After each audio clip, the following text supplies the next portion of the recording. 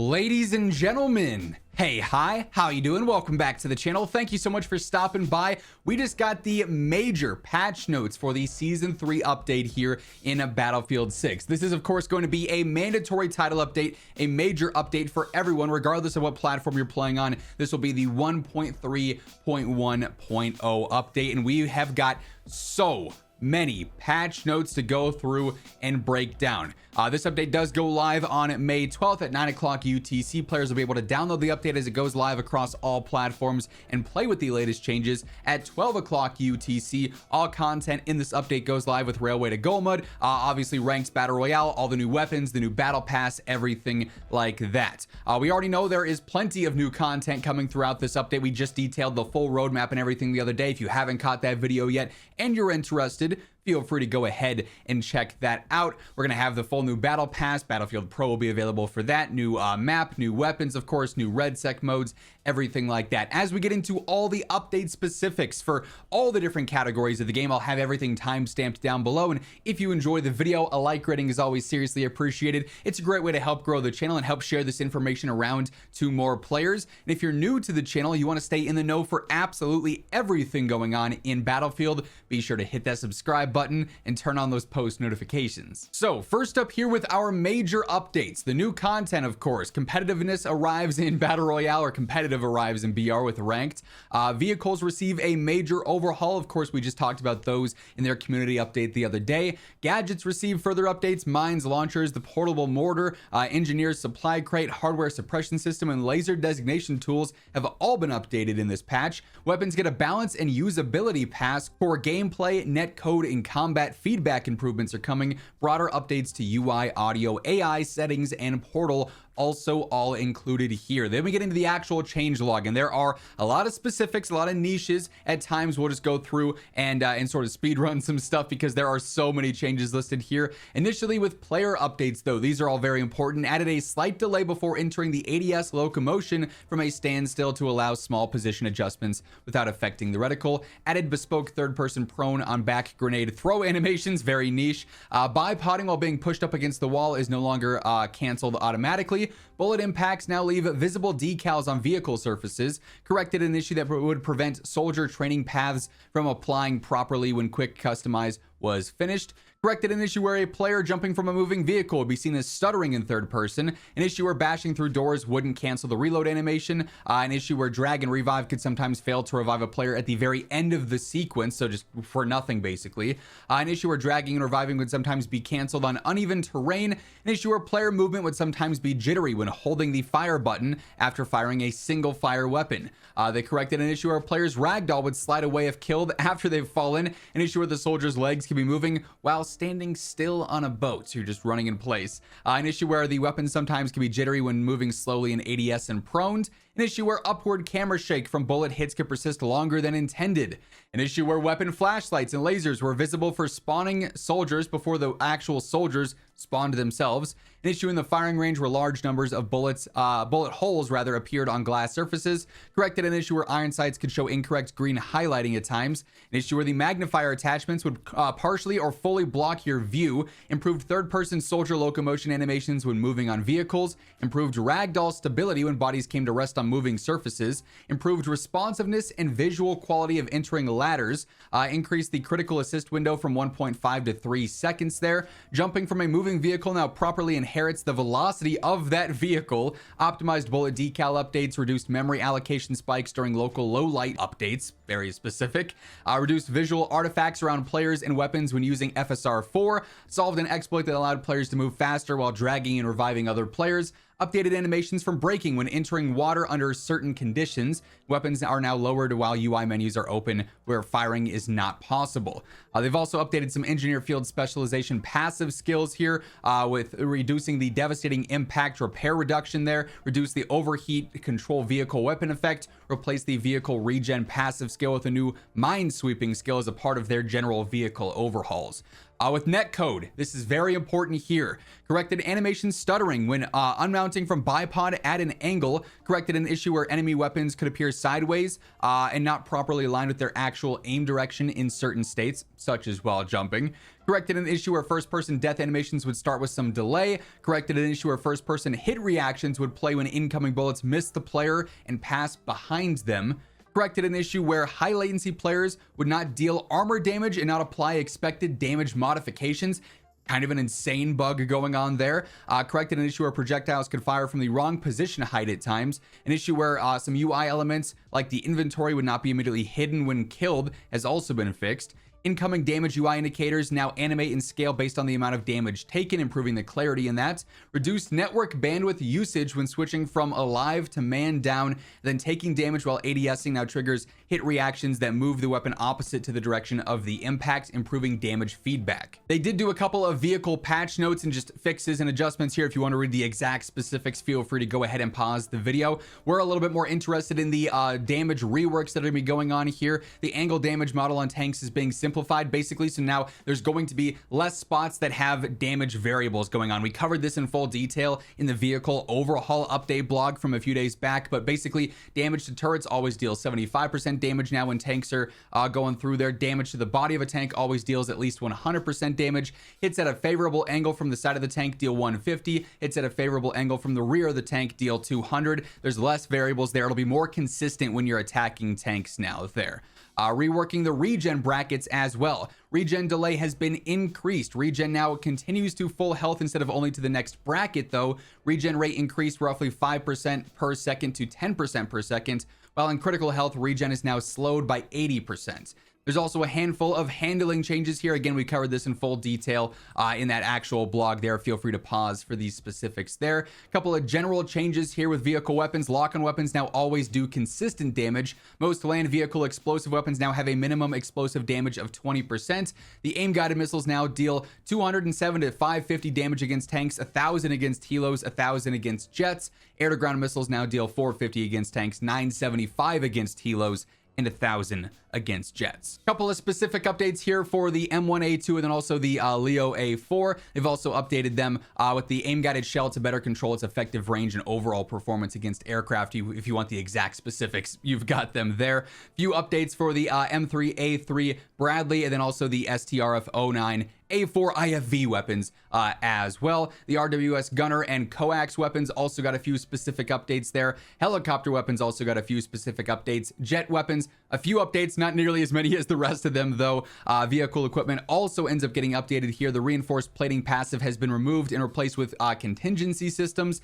Targeting jammer passives have been improved in general there. Counterfire radar has been partially reworked with their descriptions there. Thermal smoke updates have also been deployed. No pun intended with this update as well. Then general equipment updates for vehicle specific stuff too. So a lot of vehicle overhauls. Like I said, they dropped the full community update that we covered that really detailed all of this specifically there, but vehicles and engagements around them are going to be very different now with season 3. We also have a ton of gadget updates. They added a warning indicator for the PTKM-1R acoustic sensor mine when submission launches, corrected an issue preventing the supply crate from resupplying soldiers inside vehicles, corrected an issue where deploying the TUGs would always switch players back to their primary weapon instead of their previous equipped item, corrected an issue where the incendiary airburst could sometimes fail to actually properly detect and damage targets inside the smoke cloud, player controlled gadgets, including several of them like the mortar, the recon drone, so on and so forth, now only begin resupplying once the gadget has been destroyed.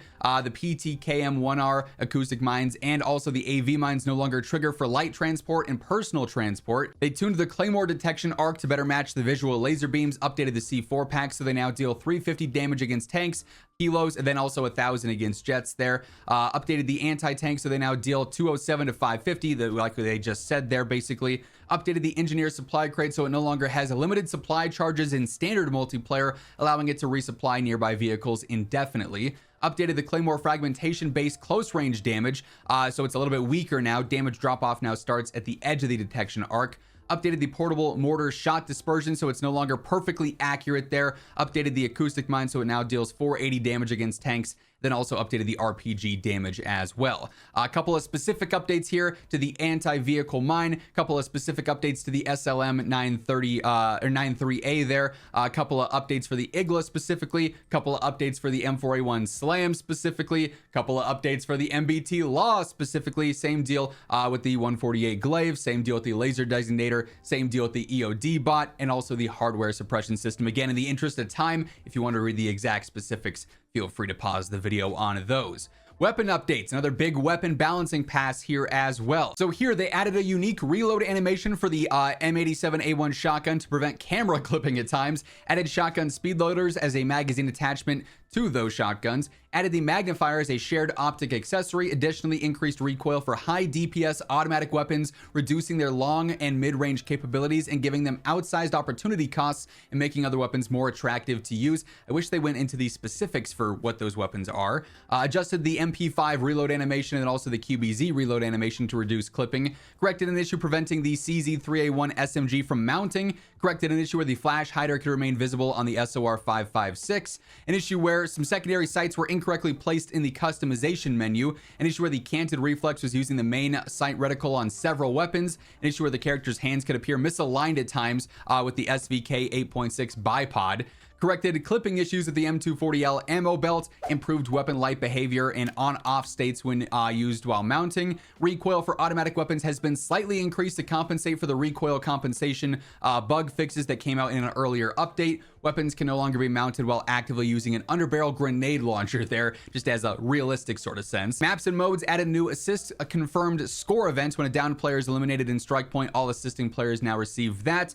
Corrected an issue on Manhattan Bridge where players were able to access rooftops meant to be inaccessible. This is still ongoing here.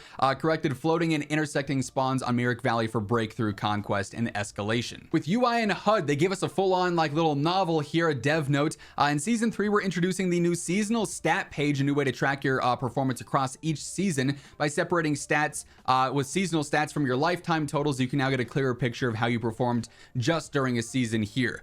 We know that every game mode means something different. That's why the seasonal stat page not only tracks your overall seasonal performance, but also allows you to break it down with how you performed in each specific mode there. So every season tells a story. Now you can see yours. So there's going to be a bunch of new things added with that. That's pretty cool. They also added a new event tab showing all event related content, added a new threat indicator for jets and helos that appear when a nearby enemy jet has your vehicle in its sights, added a new threat indicator that highlights incoming aim guided missiles, improving pilots' ability to react to those, added an air vehicle below radar indicator on the minimap, added input buffering to reduce accidental ping cancellations, added names and biographies for some characters, added seasonal stats to the player profile page. We also get a bunch of UI and HUD fixes here. These are going to be very niche ones as well. And like I said, there are a billion of these. So once more, in the interest of time, if you want to go through and pause the video on several of these, it is correcting some menu UI bugs where sometimes it shows the wrong text or something like that, or something is visually, not where it's supposed to be. They fixed some bugs here as well. They've also removed various different things like location differences between the initial ping and the final placed ping, an issue that caused weapon mastery to display incorrect levels at times like that. Like I said, very niche things across the board. Updates to some battle pass navigation, the dog tag menus for certain modes, all sorts of very specific fixes there. Couple of setting updates here. They added a new Dead Zones draw tool to the controller tuning options, providing an in-game overlay to visualize. That's actually huge. That can help you refine your dead zone a little bit more now. You love to see that. Added support for Fidelity FX Super Resolution 4.1, added support for XESS 3.0 upscaling, added world and UI brightness sliders for HDR, enhanced the upscaling quality on the PS5 Pro, and implemented a fix to reduce instances of VoIP settings being re-enabled at times. Couple of portal updates here as well. Once more, a lot of very specific things. A lot of this having to do with dev tools. They did add radio tracks though, added season 2 battle pass weapons and gadgets to portal, added spawn balance mutators to verified game modes, added support for goal mode railway in verified modes as well. A lot of this otherwise is basically going to be fixing dev tools, fixing some bugs there for certain modes. Very specific stuff if you're more interested in the creation side of portal rather than just playing some of the verified experiences or some of the highlight highlighted modes there. Audio updates. This is another very important category. Added behavior that allows close enemy footsteps to sidechain duck the first person player weapon slightly based on the direction of the enemy. Added distancing for the dirt bikes. Added dry fire sound effects for handheld and vehicle weapons when out of ammo and then just in general. Added transmission and mechanical throttle sounds for tanks. Corrected an issue on breakthrough where commander voice lines didn't always trigger correctly. Same deal in domination. Corrected an issue where the destroyed voice lines sometimes would not play when you destroyed a vehicle. Corrected edge cases where footstep sounds could be more obstructed than intended when both players were in outdoor spaces with overhead cover. Very specific thing, but it should help with audio. Corrected edge cases where trigger release sounds could play after an empty mag reload if it was triggered by a single shot or burst fire modes. Improved drag and revive sound effects in water. Incoming lock-on for vehicles now plays distinct sounds there. Increase the audibility of sliding, so that should be more obvious in game. Increase the volume of squad ping sound effect. Locked on and painted sounds now gradually decrease over time. Updated missing explosion audio for oil containers on Firestorm. Updated the reload sound not playing on the SOR 556. Updated the mission ammunition replenishment sound. Updated the jet pass-bys and fixed an issue causing only one variation to play. Then updated the spot ping sound so it's more recognizable. A couple of AI updates here as well, which is how bots are going to perform and behave in certain instances. Then we get our REDSEC patch notes here. A couple of player updates specifically for this. Added a feature that allows players to abandon missions in progress so you can actually cancel those out if you're not interested in doing that. Added a new assist confirmed score events when a down player is eliminated. You get that assist score now. Added ranked battle royale quads, of course. Corrected a netcode issue where performance icons would be visible during cinematic sequences. Corrected an issue where broken animations could play when the duo's jump leader was controlling the insertion group. Corrected an issue where muzzle flash video effects could appear when pressing the fire input while the scoreboard was open. An issue where pings would not be placed correctly when pinging at times in the helo. An issue where players could be spawned outside of the ring at times with the mobile respawn gadget. That would be awful. Corrected an issue where shadows could break if graphics quality was changed after match had started. An issue where weapon shadows were visible under the player during the gauntlet fast rope insertion sequence. Corrected and clarified some tutorial stuff with the second chance mechanic. Eliminated players can no longer ping on the map. Improved game performance by reducing frame spikes. That's an objective W. Rebalance some end of round stats to better capture and highlight a player's performance. Reduced damage taken from primary weapons while in a downed state by 20%, increasing how many bullets you need to actually finish a player. Vehicle containers are now highlighted for 60 seconds after the player picks up a vehicle keycard. We've got a couple of specific vehicle updates again for REDSEC that we covered a bit in that initial blog there. Some specifically obviously different though from the multiplayer section there. Rebalance changes to the UH-79 transport and glider helicopters, so they did rebalance some of the stuff there. Strike packages, smoke grenades used with strike packages such as the mobile respawn and artillery strike can no longer be destroyed by gunfire. They removed the zoom functionality on the recon drone Gadget. In BR, they corrected an issue where defib charges could regenerate incorrectly, an issue where the TUGS motion sensors could cause mission reward crates to flip over. The MQ-9 in the UAV Overwatch call-in no longer attempts to flare incoming missiles, then also updated the engineer supply crate so it cannot be picked up after resupplying a vehicle. With C4 can no longer pass through the front of safe doors, no longer remains suspended in place on a delivery van roll-up before it's opened, then also sticks correctly to the side and rear of safes there. With map updates here, with Season 3, we're introducing loot detection to BR. This feature is designed to make the opening moments of a match feel more focused while also helping players get re-equipped faster when you return. When you first deploy or return through a revive or respawn, nearby loot containers within 50 meters will be revealed through walls for 80 seconds to give you a clearer idea of where you need to loot. Loot detection should also help squads loot more effectively together in early game there.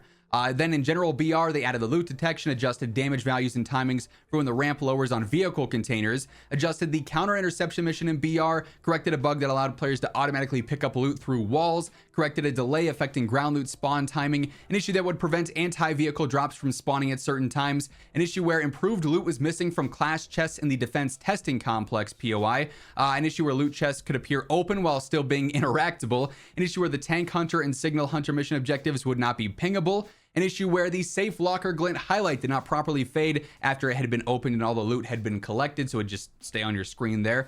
Corrected multiple issues where weapons could not be picked up.